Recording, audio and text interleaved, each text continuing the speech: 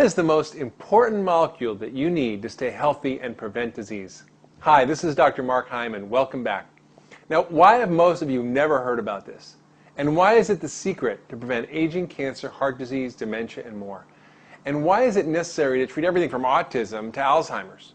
And why are there over 76,000 medical articles about it, and your doctor doesn't know how to address the epidemic deficiency of this critical, life-giving molecule?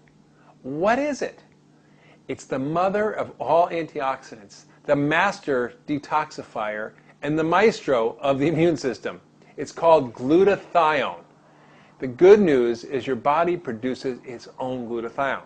The bad news is that our poor diet, pollution, toxins, medications, stress, trauma, aging, infections, and radiation all deplete your body's glutathione levels. And this leaves you susceptible to unrestrained cell disintegration from oxidative stress and free radicals, to infections and cancer, and your liver gets overloaded, making it damaged and unable to do its job of detoxification. So, in treating chronically ill patients using functional medicine over the last 10 years, I have found that glutathione deficiency is found in nearly all of my very ill patients. Those who have chronic fatigue, heart disease, cancer, chronic infections, autoimmune diseases, diabetes, autism, Alzheimer's, Parkinson's, arthritis, asthma, kidney problems, liver disease, you name it.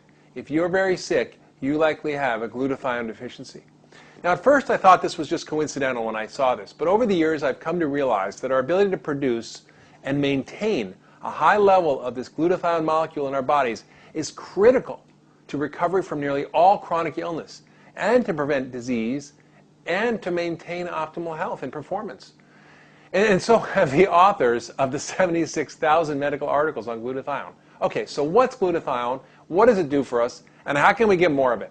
Well, glutathione is a very simple molecule that's produced naturally all the time in your body. It's a combination of three simple building blocks we call amino acids: cysteine, glycine, and glutamate. The secret of its power is the sulfur chemicals it contains. Its sulfur is a very sticky, smelly molecule. It sort of acts like flypaper, and all the bad things in the body stick onto it.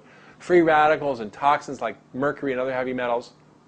Normally, it's recycled in the body, except when the toxic load becomes too high. And that explains why we're in such trouble. In my practice, I test for the genes involved in glutathione metabolism, genes involved in producing the enzymes that allow the body to produce and recycle the glutathione. And I have lots of names, GSTM1 and GSTP1 and so on.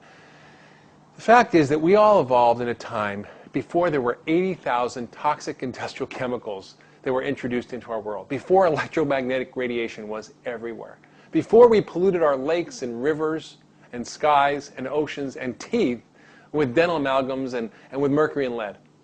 And that's why we often got by with just a basic version of the genetic detoxification software that's encoded in their DNA. And it's sort of mediocre at getting rid of toxins in the body. We just really didn't need more. Who knew we would be poisoning ourselves and eating a processed, nutrition-depleted diet? That's why almost half of the population has a limited capacity to get rid of toxins. They're missing GSTM1 function. And nearly all my very sick patients, including me, which explains why I became mercury poisoned and why I suffer from chronic fatigue, are missing this particular gene. And that makes them the yellow canaries in the coal mine.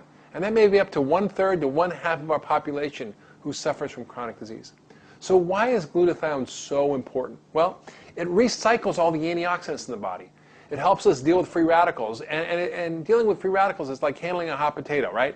The free radical gets passed around. It goes from vitamin C to vitamin E to lipoic acid, and then finally to glutathione, which cools it off and recycles the other antioxidants. And then the body can reduce or regenerate another protective glutathione molecule. And we're back in business. The problem occurs when we're overwhelmed with too much oxidative stress or too many toxins. Then glutathione becomes depleted, leading us towards some terrible illness. And we can no longer protect ourselves against free radicals or infections or cancer, and we can't get rid of toxins, and this leads to further accumulation and further illness.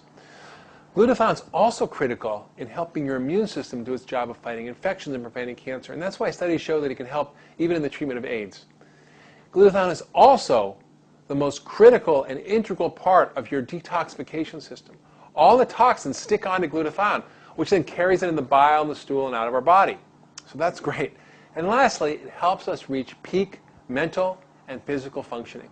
And in fact, research has shown that raised glutathione levels actually decrease muscle damage, reduce recovery time, increase strength and endurance, and shift metabolism from fat production to muscle development. So if you're sick or old or just not in peak shape, you likely have glutathione deficiency. In fact, the top British medical journal, The Lancet, found that the highest glutathione levels were found in healthy young people, a little bit lower in healthy elderly, and lower still in the sick elderly, and the lowest of all was in the hospitalized sick elderly. So keeping yourself healthy, boosting your performance, preventing disease and aging will depend on keeping your glutathione levels high. So the reason that glutathione is so important is that it's responsible for keeping so many of the keys to ultra wellness optimized. It's critical for immune function and controlling inflammation. It's the master detoxifier. It's the main antioxidant and protects our cells and our energy metabolism. So what about the good news? Okay, I give you a lot of bad news. The good news is you can do a lot of things to increase this natural and critical molecule in your body. So you can eat glutathione boosting foods, you can exercise, and you can take glutathione boosting supplements. All right, so let's talk about what to eat. What should you eat if you want to boost glutathione? First, I want you to enjoy sulfur-containing foods. And the main ones are garlic and onions and the broccoli family, your cruciferous vegetables. Broccoli, kale, collards, cabbage, cauliflower, watercress, all these great foods that are full of powerful sulfur-containing molecules.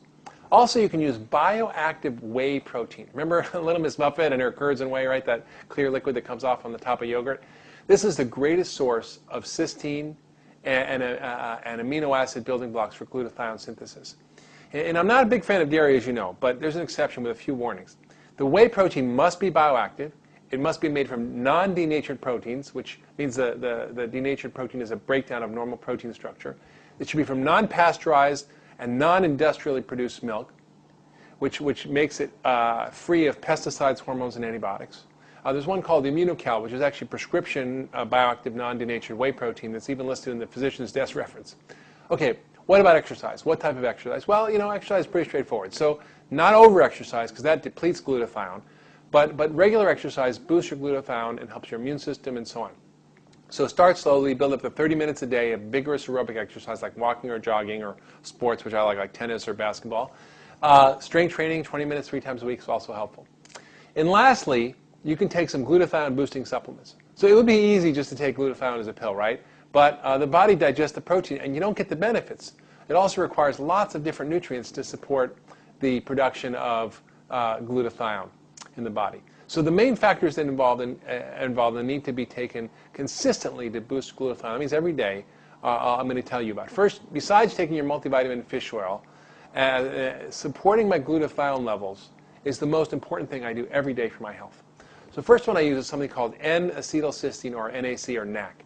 This has been used for lots of years in medical practice to help treat asthma and lung disease, to treat people with life-threatening liver failure even in the emergency room from Tylenol. But now it's even used to prevent kidney damage from dyes used in a hospital from X-ray studies. So it's got a lot of widespread application. The next is alpha-lipoic acid, and this is a close second to glutathione in the importance in protecting our cells and energy production and blood sugar control and many things. We make it in our bodies, but we often become depleted. Next, and this is critical because there's 2 cycles here. I've written about this methylation cycle before, but this cycle of B12, folate, and B6 is critical for helping the body continue to produce the glutathione. Very critical, folate, B6, and B12. And lastly, we need selenium and the family of antioxidants and milk thistle, which is an herb, all of which can help boost glutathione levels. So remember, if you want to stay healthy and be ultra well, make sure your glutathione levels are up and functioning well. So thanks for listening to me today. This has been Dr. Mark Hyman, and I'll see you next time.